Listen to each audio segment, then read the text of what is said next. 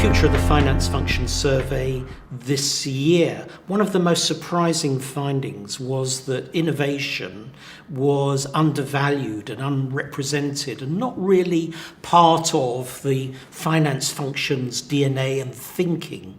Why do you think that is? Well, I think actually finance professionals are underselling themselves. If you think about the innovation that companies undertake, it's probably on 3 or 4 fronts. So it's either going to be innovating in the way that in the business models, the way they go to market, the way they price their offerings, the way they wrap products and services together, and so on. That has obviously huge financial implications. It may be around launching new products or services into the market. It may be internationalizing, growing into new areas, or it may be mergers and acquisitions, expanding your footprint in some other way. All of those involve finance, and the CFO, the finance team are going to be heavily involved in that, and certainly should be, because not only do they hold the purse strings, but they're also the right people to be advising on return on investment, on risk and compliance, and all the other aspects of that innovation. So I suspect actually that finance people are involved in those sort of activities. They probably just see them as part of the day job and don't maybe recognise them as actually innovation. David, you've quite rightly identified areas where the finance function is involved in innovation within the business. But it's not quite the same as innovation in the finance function itself. Where do you see the opportunities for innovation within the finance function itself, perhaps using solutions such as Oracle NetSuite? Where do you see the bits of innovation appearing in your customer base? Sure. Well, I think one area I mentioned around business model innovation is often very linked to the way companies are pricing and bundling products and services together, and even offering as a service models, for example. That's a huge trend we're seeing in the market today, and that's clearly impacts finance, but actually finance is the one that's often driving that. It also actually requires quite significant system change to be able to cope with that. Wrapping together products and services impacts the way that you recognize revenue, the way that you're actually going to receive cash, and can change the whole profile of that. So finance needs to be heavily involved in that and is usually driving it. New systems are also going to allow them to automate a lot of processes which maybe today are not automated.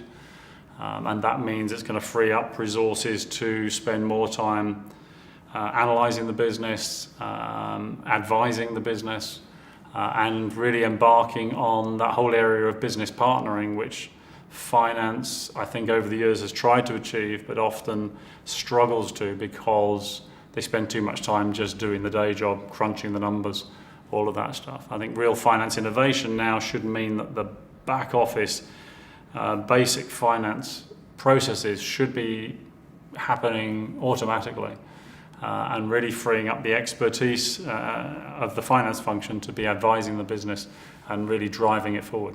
One of the areas of innovation that strikes me as important within the Oracle NetSuite environment is your capability to link what I call back office to front office. You've got the e-commerce on the front office, and you can bring that information through to your point about informing product bundling decisions and pricing decisions. That, to me, strikes me as very innovative compared to where most organizations are today. Is that, would you say, one of your proudest aspects of innovation?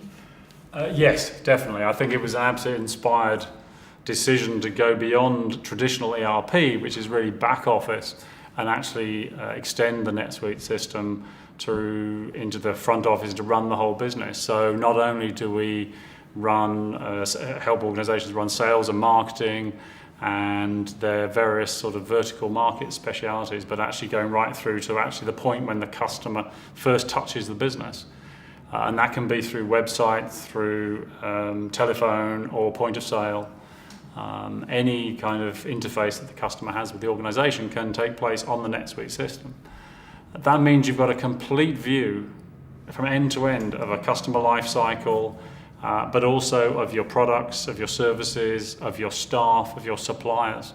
So for example, in the e-commerce world, 40% of e-commerce transactions fail because the product that customers think they've ordered actually isn't there. It's actually not in the store where they think it is. It's actually been sold out and the system isn't updated and so on. Whereas with NetSuite, because you're getting a real-time view of the whole supply chain, a customer can know that when they order a product, it really is there on the shelf or in the warehouse or wherever they believe it is. And that's really powerful.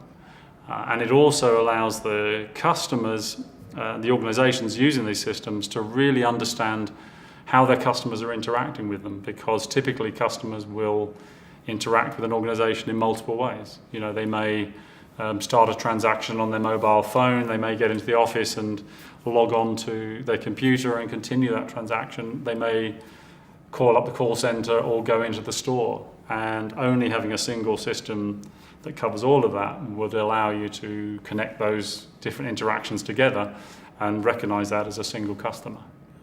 I totally agree with this point of view. It's, I remind people there's no point having a wonderful front end, giving a wonderful customer experience and then failing to deliver the goods, or not being able to take a return, or delivering poor quality goods, or whatever it is, invoicing errors. Yes. To me, it's a no-brainer to link front to back office. It's something we stress in the Modern Finance forum, link your front and back office systems. So yeah, I'm totally on side with that response. David, one of the things that always strikes me is that the CFO is in a fairly unique position because, as you say, he controls, or she controls, the purse strings. And therefore they see the big developments, the big innovations elsewhere within the organisation, and can use that to encourage innovation, the same technologies within the finance function, and indeed to share digital resources across the enterprise. So I think there's an opportunity here for the finance function of the future to play a much greater role in innovation than they do at the moment. How do you see that? Yes, I mean, we see a lot of digital transformation actually starting from the finance function. Yes, they'll be funding it, of course, and that's important. But often they really recognize the importance of transforming their business processes, automating business processes, and a lot of that is the foundation of transforming a business and introducing digital transformation. I think they also can often understand the importance of driving change across the organization in a controlled way, of course, in a measured way, and ensuring that they're going to achieve the right returns on investment. But really, finance can be the ideal business partner for all areas of the business in advising them on how they approach digital transformation and the challenges of new technology today.